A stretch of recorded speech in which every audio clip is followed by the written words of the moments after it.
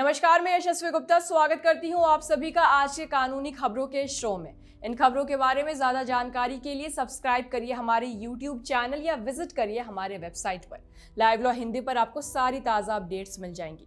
चलिए अब बढ़ते हैं आज के खबरों की ओर। सुप्रीम कोर्ट की संविधान पीठ 23 सितंबर से एक मामला सुनना शुरू करेगी कि क्या कोई न्यायिक अधिकारी जिसने पहले ही वकालत में 7 साल पूरे कर लिए हों उसे बार कोटे से जिला जज बनाया जा सकता है।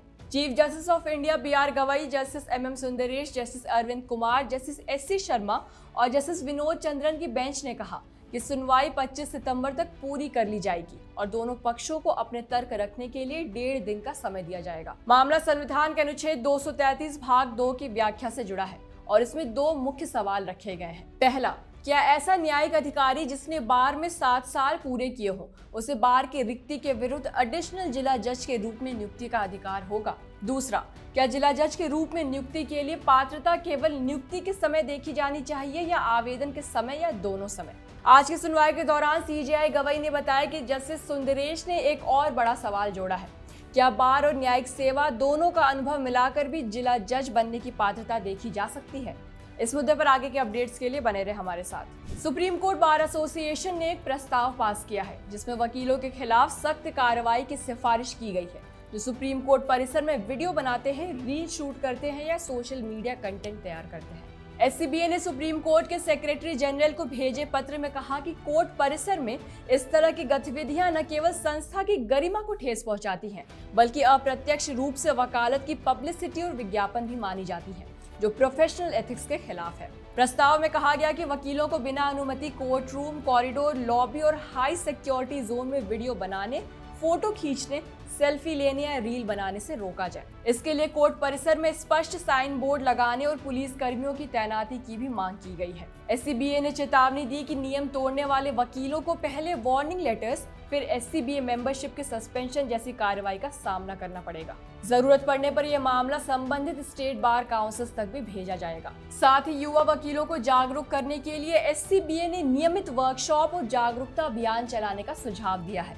ताकि उन्हें समझाया जा सके कि कोर्ट परिसर में सोशल मीडिया का इस्तेमाल क्यों अनुचित और अनुशासनहीन माना जाता है। आज की अगली खबर में आपको बता दें कि सुप्रीम कोर्ट में आज उमर खालिद, शर्जील इमाम, मिरान हैदर और गुलफिशा फातिमा की जमानत याचिकाओं पर सुनवाई होनी थी। याचिकाकर्ता पिछले 5 साल से जेल में बंद है। फिलहाल ये मामला आज जस्टिस अरविंद कुमार और जस्टिस NV अंजारिया की बेंच के सामने रखा गया, लेकिन जस्टिस अरविंद कुमार ने कहा कि सप्लीमेंट्री लिस्ट की फाइलें उन्हें रात 2:30 बजे मिली थी, इसलिए आज मामले को सुनना मुश्किल है। इस वजह से सुनवाई अब 19 सितंबर तक के लिए टाल दी गई।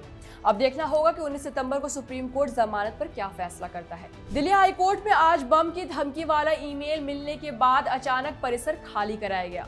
वकीलों द्वारा पूछे गए प्रश्नों पर विभिन्न जजों के कोर्ट स्टाफ ने सूचित किया कि जजेस आज नहीं बैठेंगे। इसके बाद सभी मामलों को तारीखें दे दी गई। बम की धमकी वाला ईमेल हाई कोर्ट के रजिस्ट्रार जनरल अरुण भारद्वाज को सुबह 10:41 बजे मिला। इसके तुरंत बाद एक बॉम्ब डिस्पोजल स्क्वाड भी हाई कोर्ट परिसर में जांच करने पहुंचा। अब फिलहाल आपको बता दें कि पार्शियली काम शुरू कर दिया गया है और कुछ अदालतें अब फिर से शुरू हो गई है। दिल्ली की एक अदालत ने कहा कि वो कांग्रेस नेता सोनिया गांधी के खिलाफ चुनावी मतदाता सूची में साल 1980 में उनका नाम शामिल कराने के लिए FIR दर्ज कराने की याचिका पर विचार नहीं कर सकती क्योंकि इससे भारत के चुनाव आयोग के अधिकार क्षेत्र में हस्तक्षेप होगा। ये याचिका विकास त्रिपाठी ने दायर की थी जिसमें आरोप लगाया गया था कि साल 1980 में सोनिया गांधी का नाम मतदाता सूची में शामिल किया गया जबकि उन्हें भारतीय नागरिकता 1983 में मिली थी। याचिकाकर्ता का कहना था कि उन्होंने फर्जी दस्तावेजों का इस्तेमाल करके अपना नाम वोटर लिस्ट में डलवाया और बाद में साल 1982 में उनका नाम भी हटा दिया गया। उन्होंने ये भी कहा कि 1982 में जब नाम हटाया गया तो उसके पीछे कुछ गंभीर कारण रहे होंगे। हालांकि गांधी की ओर से कोई वकील पेश नहीं हुआ। अदालत ने सारी दलीलों को सुनने के बाद याचिका को खारिज कर दिया।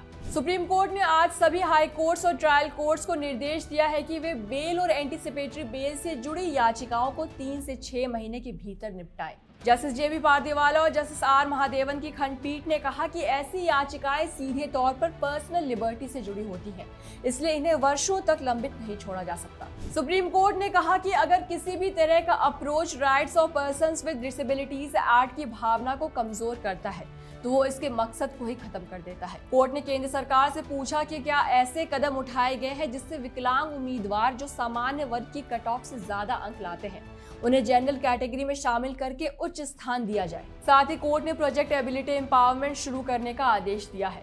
इसके लिए देश के 8 नेशनल लॉ यूनिवर्सिटीज को जिम्मेदारी दी गई है कि वे एक्ट के लागू होने पर नजर रखें और 6 महीने के भीतर पूरी रिपोर्ट सौंपें। इसी के साथ आज की ये खबरें यहीं पर समाप्त होती हैं। अगर आपको ये वीडियो पसंद आई हो तो इसे लाइक और शेयर करना ना भूलें। मिलती हूँ कल फिर आपसे अगले जरूरी लीगल खबरों के साथ। Thank you.